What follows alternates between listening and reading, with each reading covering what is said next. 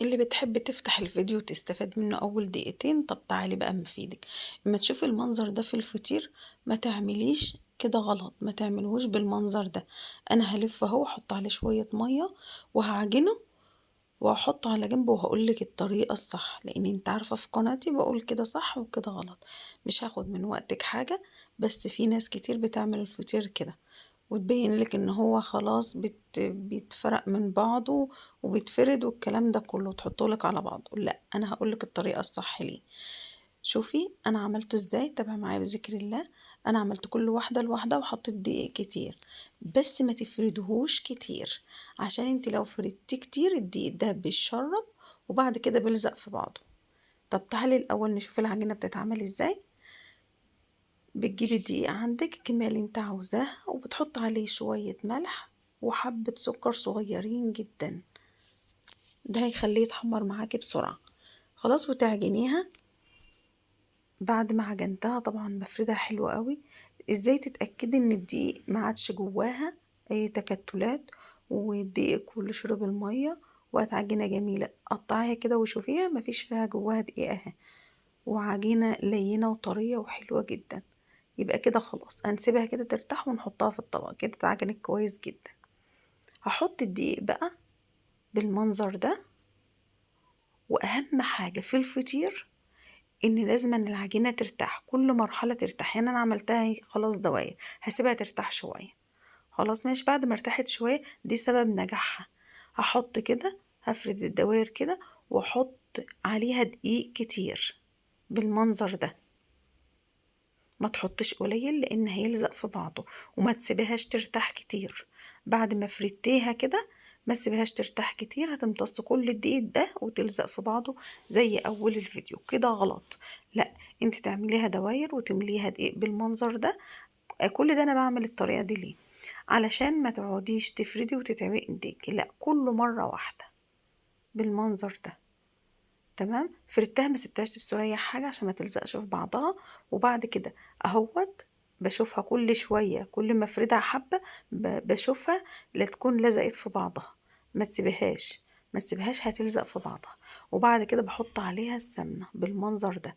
كل ده علشان انجز في الوقت وما افردهاش واتعب واحدة بواحدة، لا انا هفردهم كلهم مرة واحدة.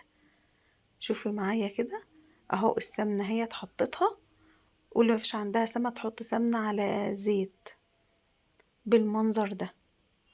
كده عمرها ما هتلزق. بس برضو تابع معايا عشان اقولك برضو في حاجات ممكن تخليها برضو تلزق وتشرب كل السمنة والزيت اللي انت حاطاه ده. شوفي انا ما فردتهاش الا حاجة بسيطة. شوفي اما ارتاحت في الاول خالص جابت نتيجة معايا حلوة. اهم حاجة ان العجينة ترتاح. شوفي اتفردت معايا بمنتهى السهولة ازاي. شفت التطبيقة؟ كل ما بطبق حاجة بحط حبة سمنة. خلاص كده اهيت، وحطها على جنب واعمل كل الكمية بالمنظر ده. شوفي ما تعبناش في حاجة، هي بتتفرد بمنتهى السهولة ان معانا مرتاحة. وهحط عليها السمنة وهطبقها بالمنظر ده. هتعملي كل الكمية بالمنظر ده، ما تعبناش في حاجة وعملناها بسرعة.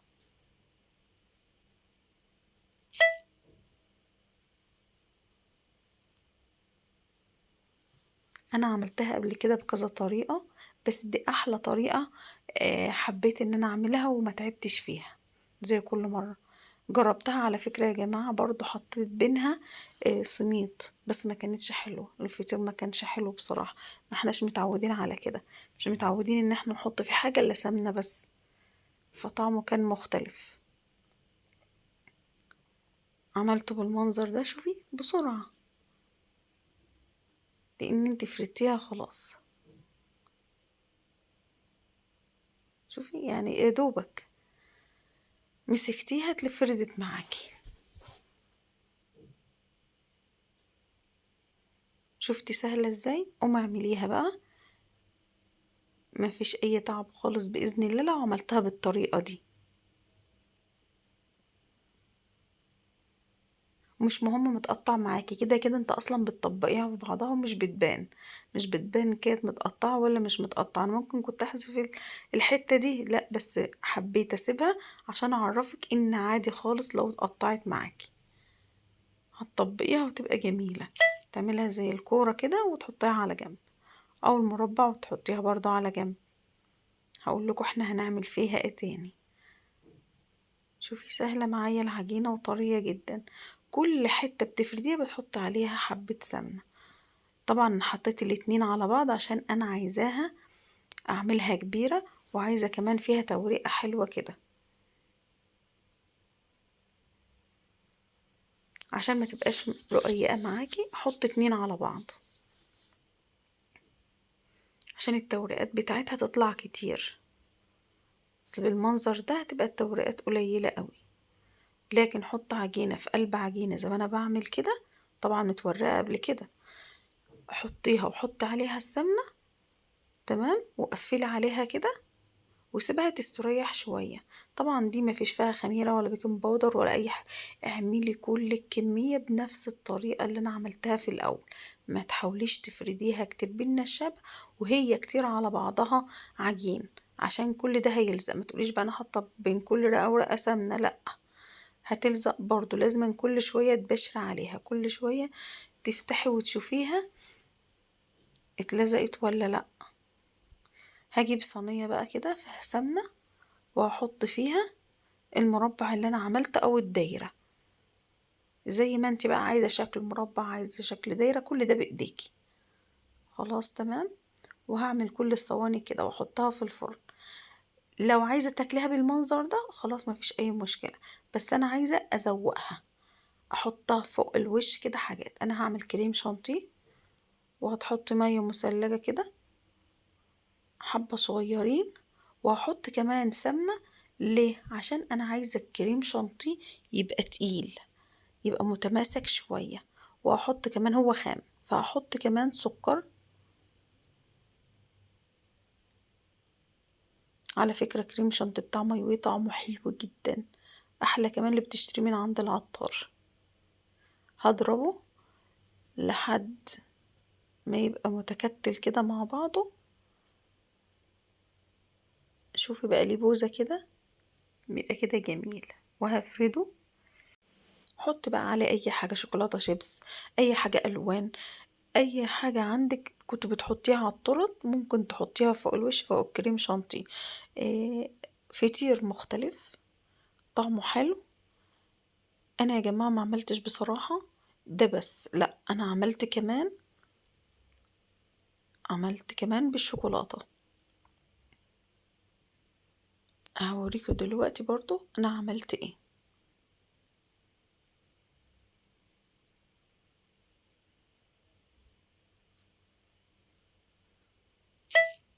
عملت كريم شانتيه برضو بنفس الطريقة بتاعت الكريم شانتيه الابيض.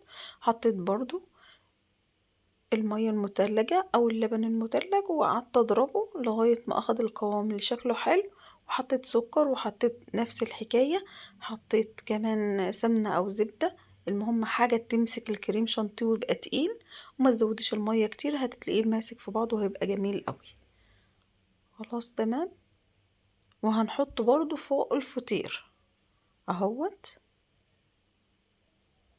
في نفس العلبة حطيت فيها وضربت فيها عشان يدوا اللون فاتح شوية ما يبقاش غامق قوي. شوفي جميل ازاي وماسك نفسه ازاي، حلو خالص.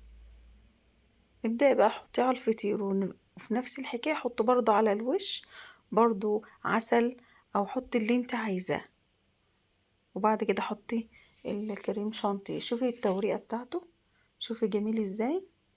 احنا عارفين ان دايما النور بيقطع في مصر في وقت معين، فهو النور قطع وانا بصور، مفيش اي مشكلة، بس انا بحب اوريكي الفطير معايا مورق وجميل جدا وطعمه حلو خالص. شوفوا مورق معايا ازاي، شوفي حلو جدا ازاي. عايزة تاكليه بالمنظر ده سادة حلو جدا، عايزة تاكليه بالكريم شانتيه وشوكولاتة شيبس او اي حاجة عندك حلو برضو. اللي انت عاوزاه بقى اعمليه وعملته بالمنظر ده. وشكرا ليكم، والسلام عليكم ورحمة الله وبركاته. دمتم في رعاية الله.